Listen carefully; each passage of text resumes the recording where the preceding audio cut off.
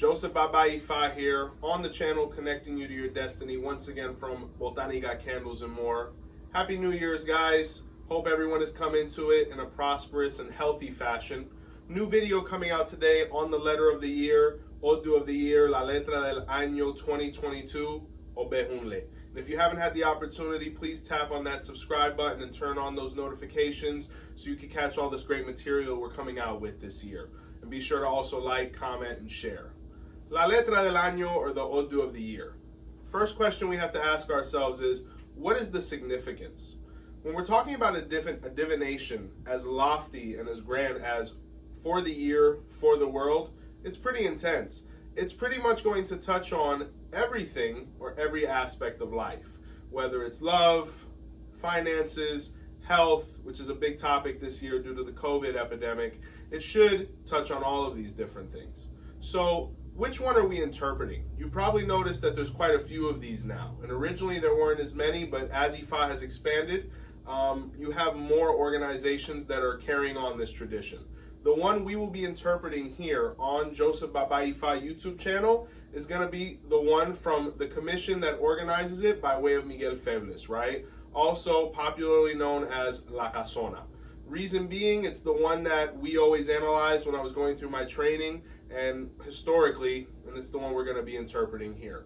And the Odu that was revealed for this organization in particular is the Odu Ogbe Hunle, also known as Ogbe Wonring, Ogbe Wani, or Ogbe Wole. One of the gestures that's done when this sign comes out is fist over the chest, right? And we're going to delve into what all of those things mean as we delve further into the sign.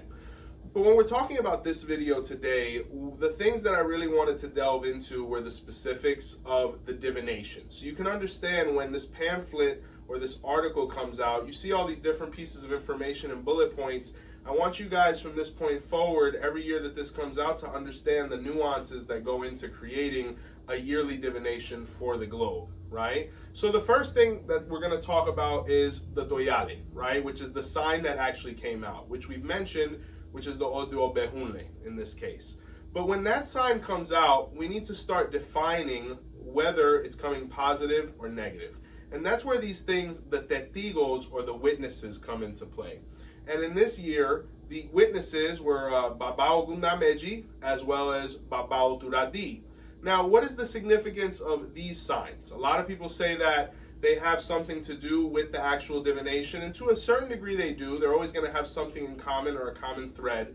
But in reality, it really comes down to them helping us identify what it was as far as manifestation, whether it was positive or negative. And unfortunately, this year, we came in the state of Ayewo, right? Now, Ayewo, we can translate it one of two ways. Either it means a negativity or a state of de-evolution, an obstacle where we're gonna, encounter difficulties to be able to achieve what's meant for us based on our destiny right now.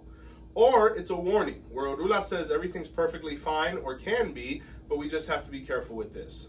The negativity that the world is experiencing based on this divination by this group is Arun. The word Arun can be translated as sickness or deterioration.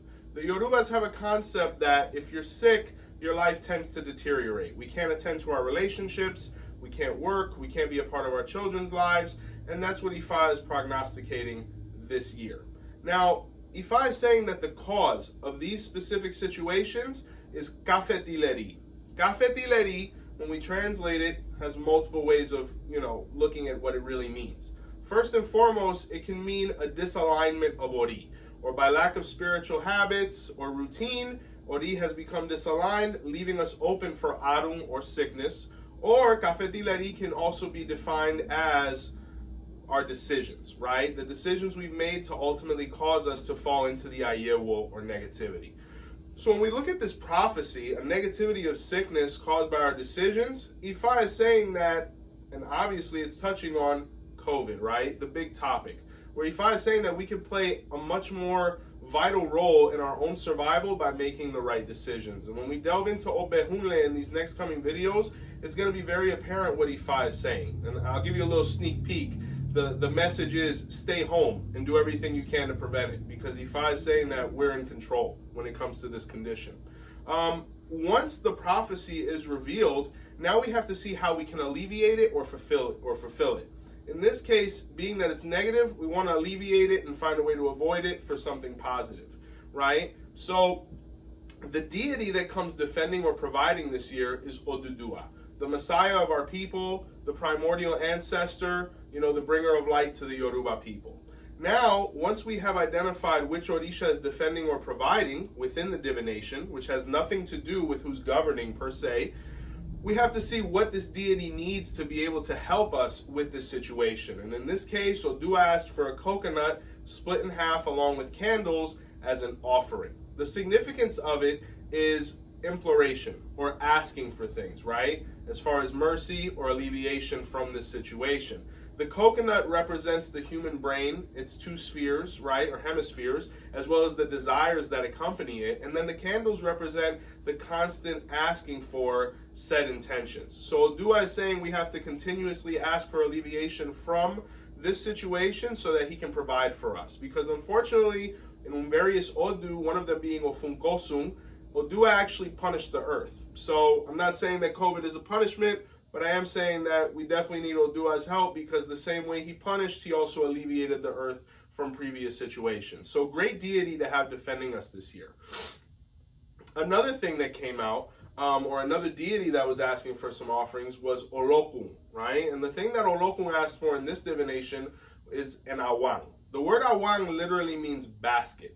So it's not that it's asking simply for a basket. More than likely, even though it's not stated specifically, there's variations to this offering, but it's going to incorporate some type of edible items, probably fruit, some form of cleansing in front of the deity, and more than likely it being deposited in the ocean. And if you want to know how to do this specifically as far as depositing things in a humane fashion, be sure to check out that video by myself on how to dispose of Ifa offerings. Now, when we talk about Olokun being basically the owner of the world by way of the ocean and the waters that accompany it, it is about the cleansing, right? Cleansing the earth of all the difficulties that we're going through right now and avoiding the tragedies that Olokun can provide. And we're going to delve into what Olokun did in this sign as well as we move forward.